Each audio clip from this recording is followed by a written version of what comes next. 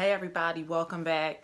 I didn't do a show last week, and it's so cute. My mom thought she did something wrong because she was looking forward to a video, and I didn't post one. So shout out to my mom for being like my #1 fan. And today's show is going to be on Ralph Ellison, and he was actually the subject of my son's project for Black History Month, and he asked me to do a show on Ralph Ellison. So today this is for my little guy. And Ralph Ellison was an American novelist, and he is actually the first African American to win the National Book Award in 1954 for his book The Invisible Man. So Ralph Waldo Ellison was born March 1st, 1914 in Oklahoma City to Ida Millsap Ellison and Louis Alfred Ellison. His dad was a construction crew foreman, and he loved to read and pass books on to his son. His father named him after the American poet Ralph Waldo Emerson, and his father died when he was 3. He grew up in a town that didn't have a lot of racial tension, which was very different than a lot of the states in the South, or especially more like the Deep South. And he actually was a really good student and won a scholarship to Tuskegee Institute in Alabama, and he studied classical music there from 1933 to 1936. He did not complete his degree because of financial difficulties. So he leaves Alabama in 1936 to study sculpture in New York City. And the cool thing about the 20s and the mid-30s is that it's the time of the Harlem Renaissance. And Harlem is like the black Mecca for Black Americans. It's like the place to be, and there is this boom of African American authors and artists and jazz and music. So he goes to New York City, and one of the first people he meets is the legendary Langston Hughes, who is a Black author as well. And Langston Hughes actually introduces him to Richard Wright, who is another African American author that came to fame during the Harlem Renaissance. And so he begins his writing career with a review published in 1937 in New Challenge, which was a journal edited by Richard Wright. His first attempts at fiction were dramatically violent and naturalistic, much like Richard Wright's earlier pieces. So to develop his writing skills, he became a part of the New York City Federal Writers from 1938 to 1942. In 1943, he attempted to join the Navy, but he was rejected.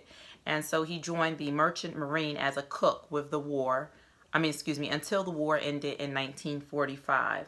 So the book that he ends up really gaining a lot of fame from, Invisible Man, was published at the beginning of the Civil Rights Movement. And this book was criticized for not taking a clear political stand. And then on the other side as well, militant activists just criticized it because they believed that Ellison was coward and was escaping confrontation in this book. But however, people who liked the book, as well as Ellison himself, said the narrator was an individualist and a victim of fate that seems beyond his control, and that everything that happens to him in the novel stems from the fact that he was born Black in a world that refuses to recognize him as an individual. And his quest to discover his identity could not be separated from his race and the injustice of that situation. And that's what sets the narrator in motion and eventually propels him into the hole where he writes the novel.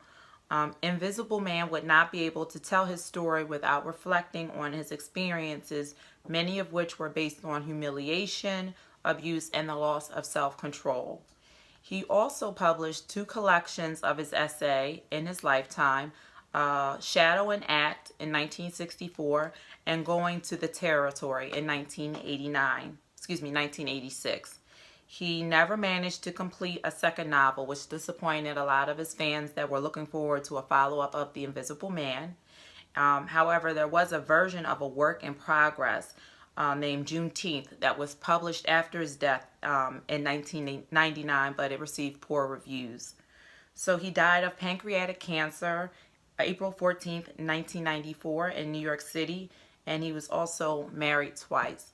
Now, he had a lot of accomplishments. As I mentioned before, he was the first African American to receive the National Book Award, and like I mentioned, that was for The Invisible Man. He was also the recipient of the Rockefeller Foundation Award, the Prix de Rome Fellowship, and the Medal of Freedom. He is recognized as one of the greatest writers of his time.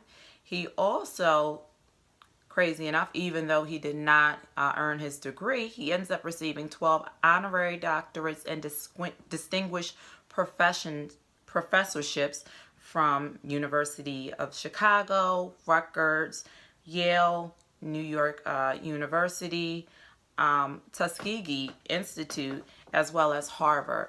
So that was basically the story of Ralph Ellison and his life. If you're interested in reading an American classic, you should definitely check out Invisible Man.